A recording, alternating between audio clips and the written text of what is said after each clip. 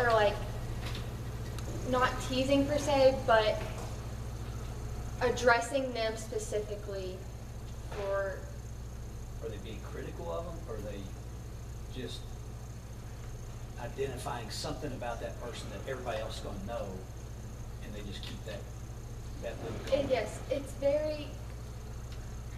It's it is. It's like I said, it's passive. It's not direct name calling, teasing. It's very just subtle, but everyone else knows that there's a lot of tension there, I guess. Can you give it like an Like an example? example, yeah, like we're trying to understand. Like if I were reading this, Yeah, Catherine, how valid. would I know it? You know what I'm saying? Just make up a situation. So last year, I was sitting in here actually, and someone left their phone on the desk and went to the bathroom unlocked. And obviously it was on the group message so that I could see it. And they were sending pictures of me and like with stuff written on it, and then saying like words and saying that she is this and she's that. And it was on purpose, like they were doing it behind my back, but then they left it out so that I could see it. I mean, I claim that as bullying because they're talking about me, and not in a good way.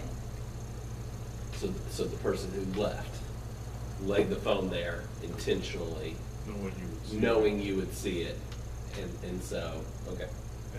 And they were, whoever was sending these messages, they were derogatory statements about you. Right. Let me ask you this. It's going to be a little controversial. Do you all think that you all are mature enough to handle a cell phone and the responsibility of social media? I think it kind of depends on the person. Okay. Because I don't think you could classify all high schoolers or all middle schoolers who are too immature to have a cell phone or have social media or do this or that. I think it really depends on your morals that you have set. So not breaking your morals just because you have access to a lot more people no matter where you are. I think it depends on what you think is right or wrong. So I don't think you can classify a group of people and say they as a group aren't mature enough to do this. I think it depends on that person's beliefs. I agree with Megan. I think majority of us probably aren't, but I don't want to like stereotype everybody. Sure.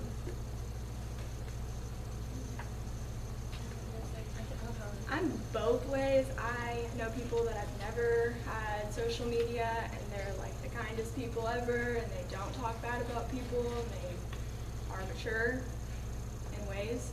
And then there are people that have had social media since they were 9. And I think having social media at a young age, like on a cell phone, is I mean, it kind of sounds bad, but like it matures you. You Sure. see everything happen, and you know how to handle things because you take it and you watch it happen. And I think it can mature you. So. I would say that, like, how do I word this? I really, kind of like Catherine and Megan has said, it really comes down to like your morals and like who you are as a person. And obviously, the cell phone has a capacity for such great destruction and stuff, but it really truly like isn't the cell phone itself. It's really how you view the world, how like you decide to treat others, like how you've been brought up. And so, although I would argue that a cell phone can like be the way for you to bring harm, I really do think it comes down to who you are like morally and like how you've been brought up. Kind of. Did you all go through any formal training on the dangers of social media or the dangers of cell phone, like either from your parents or maybe even at a school level? Did you receive any sort of training along those lines? Church even? I feel like, maybe I'm wrong, but I feel like we had a chapel in middle school on like, not in general, it was more on like internet sexting kind of, and how like that can be harmful. So I consider that training, I guess. Okay. It was informational. Sure. I would say most of mine just came from my parents. because they're very strict about, like, with freedom comes responsibility, and so that was a big part in me getting a phone and getting social media, and something that was set very clear to me that if you don't uphold these responsibilities, you're gonna lose that freedom. I'm gonna say some things that are probably a little controversial, but they're gonna get to the question. The question is important for you all. I know a lot of time, you all said, most of the time it doesn't happen in the classroom, so the teachers aren't aware. If it happens in the hallways, most of the time, the teachers and administrators aren't aware, because as an administrator walking up the hall, I see people go, you know, that kind of stuff, whether it's in the lunchroom or a hallway. So it's hard for teachers and administrators to be aware. But when we are made aware, it's usually at that breaking point where the kid is really saying, I want to leave school, or they are ready to truly physically and emotionally shut down. So there's been a whole long gap that's gone in there. So in my day and time, my twin brother got in 2 fights in school. Both times were with bullies that were a year older than us. And he solved the problem by busting them in the mouth. I'm serious. And the problem diminished for not, we weren't being bullied. Others in our grade or other people in our school were being bullied. And he solved the issue. And I'm not saying that's the right way to solve the issue, but it did solve the issue in that day and time. So what does an upstander do in your all's day and time to solve the issue so we don't get all the way down the line where at that point where the kid wants to leave school? I think for high school at least, I've seen a lot of kids, I guess the upstanders, just really setting the bully in their place. And a lot of times that happens through them just reminding the bully of not their mistakes, but the fact that they're in no place to be talking down on somebody or beating somebody down, and making it known that anybody could do that to them too. So I think it's a lot of just setting them in line instead of taking it to like an adult. My dad went to this like men's conference that Southland was hosting. I don't know. It was like it was like I think it was like a month ago. And one of the speakers there was I don't know. I don't know if it was was it MMA? Yeah, it was MMA. Okay. He was an MMA fighter, and he described his childhood and how he was just ridiculously picked on throughout. And so now he's kind of like, obviously an MMA fighter, and he's kind of devoted his life to like trying to create a solution to bullying. And so one of the statistics that my dad heard that I found interesting was that 85% of the time, if a person simply just says, hey, that's not funny, or hey, that's not cool, or hey, like even it just, just being like, that's not okay, can reduce or can stop the bullying in its place. So I would argue that an upstander doesn't necessarily have to go to a teacher, or they don't necessarily have to punch a bully in the mouth. They can simply just say, hey, what you're doing isn't cool, it's not funny, and it's not tolerable. And so I think that just simply doing that can really create a good solution. You guys do have one thing that works in your favor in that respect, and that you are in a Christian school. So when you tell another student, when you're the upstander, and you say, that's not cool, that's not appropriate, that's not tolerated, whatever, that doesn't have to be some imaginary standard of what you believe is right. Christians are middle lane, right? And we all, should be holding each other up to that standard. So by that token, shouldn't LCA be better than anywhere else in terms of, tolerating that kind of behavior? Yeah, I would agree with that. I do think that we should be held to a higher standard because we are Christians, but then again, we live in a fallen world with fallen people, and sin is still evident. And although I would like to say 100% of the time I'm always the girl to, stick up to the bully or whatever, it would be a lie. It is hard. And so, yeah, I do agree that LCA should be held to a higher standard, but not all the times that's practical, and not all the times that's realistic. So one of you mentioned that there are some nationwide programs to address bullying. Could you talk to me about some of those? One's the Alveus bullying program. So it's just kind of like a basic bullying program. They have really good results. out of the schools in Virginia, one school said that their test scores were raised 6.5%, which isn't related to bullying, but it was an added bonus, and that they had a significant amount of bullying reduced. So it's successful. What does that program involve? The teachers and staff will be trained. A school-wide committee will oversee the program. Students will complete a questionnaire to give information about the type of bullying in school so that the administrators are aware. Staff will be made sure that all areas of the school where bullying is likely to occur are being watched, and there would be parent meetings and parent-student events.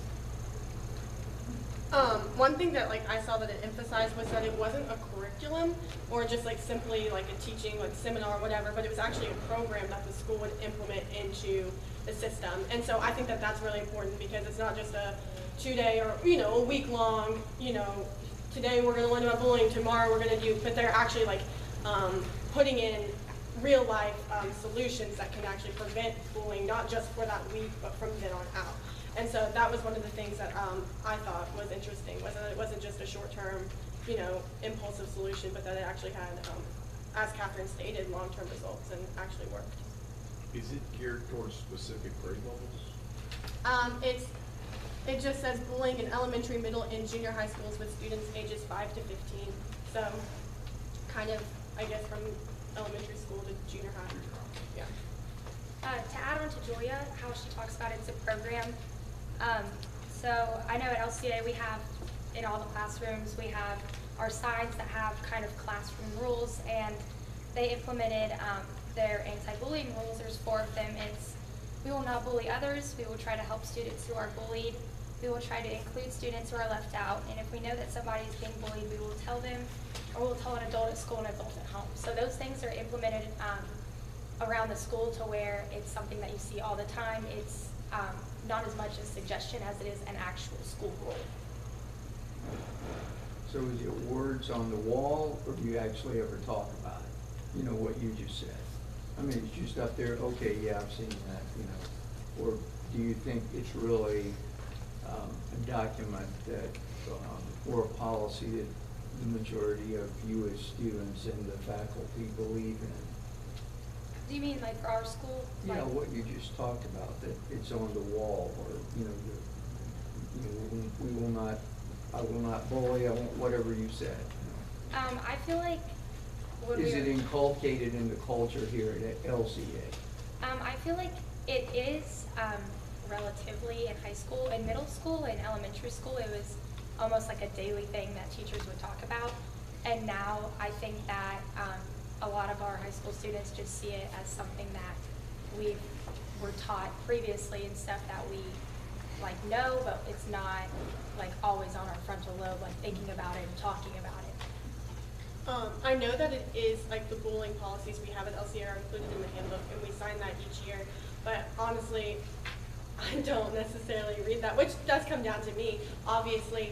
But I would argue that, it is kind of embarrassing when you're doing a bullying panel and you need to figure out information, and you actually have to, go to the handbook and be like, what is our policy? Not even knowing it. And so although it is in the handbook and it's obviously part of, our rules and our policies, it is not necessarily talked about, I feel like, at a school, and it's kind of just disregarded, and it's not at the forefront, I would argue.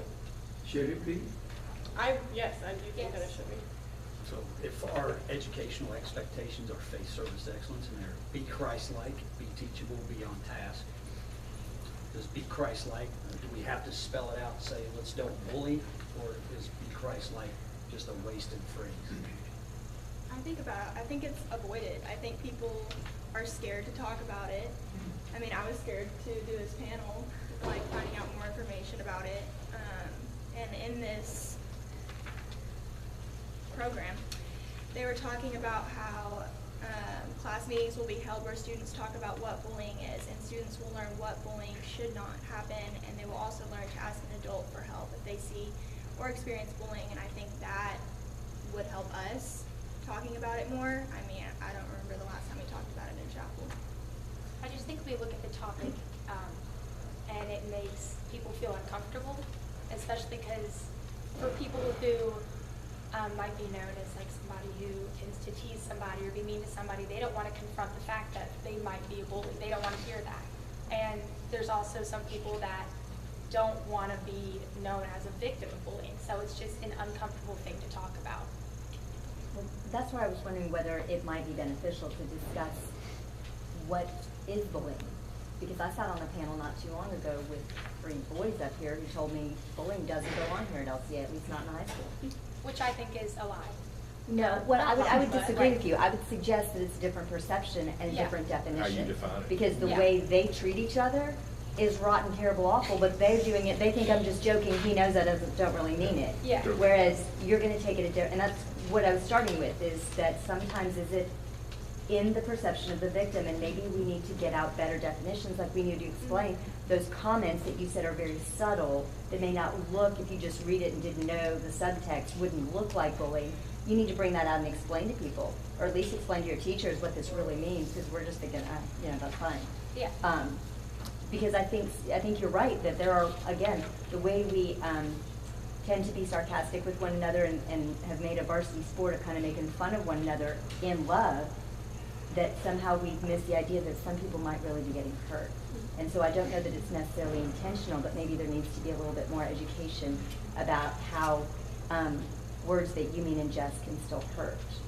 And so what might be the best way to bring that about to this place? I think such a practical solution, at least in the meantime, is we could have a chapel series about it. We have a great opportunity each week to meet together and get to talk about real life stuff. And I know that it would be very easy just to have A-Ray, talk about bullying, and then us get to, further, or at least start the topic of bullying. It doesn't necessarily have to be the Olveus bullying prevention program, but just simply getting it out there and, letting students be aware of what is bullying, what's not bullying, what can we do, how should you treat your fellow students. Just simply even mentioning it can also just, I guess, make it less taboo or less, oh, we can't talk about that, less scary to address. Is there a way that you guys, as students, could help lead in that? It's easy to look and say, hey, Ray, you cover that chapel. But, he's got a certain number of chapels each year. He's got a lot of things that he tries to cover there. And there's only a certain amount of effectiveness that you can do there. There's all gotta be a way for it too. Yeah, Kind of hard for that. It seems like there's gotta be a way to, again, we gotta get back down to the heart issue that's involved here. So by definition, all of us would agree that bullying is a repeated type of thing. But the reality is, the standard we're under as Christians is higher than that. We're under standards to say, we speak words that build each other up, that edify the body, that don't tear each other down. The Bible doesn't say, thou shalt not bully. It doesn't say, it's only bad if you do it over and over and over again, right? Let's get to the real hard issue though. How do we create a culture here where, We change these stories. Yes. Because that's ridiculous. I'm sorry. I'm just going to speak from an administrator and also a personal. That's just ridiculous. You shouldn't have had it. You shouldn't have had the experience then. I think if students had the courage to kind of do what Joey was mentioning about the guy from Southland, just like simply saying like, cut it out, like it's not funny, which I know sounds simple, but it is easier said than done. But I think if just a majority of students got over that fear of saying that, I think that could have a huge impact. And it's so simple, although it is scary. Have you considered mentorships? So like Megan, I know your sister is an 8th grader currently. But like, have you ever considered like senior girls or junior girls, upperclassmen, mentoring 7th, 8th grade girls? Because I mean, as Mr. Sis was saying, like, yeah, there are things we can do, but like, I think the research shows if it comes from you all. I'm in the Wayne mentorship program, or like I don't know if it's still going on this year, but and again, that was just high school, it wasn't high school, it was middle school. And for me and my mentors, it always felt very forced and we never really grew from it. However, I saw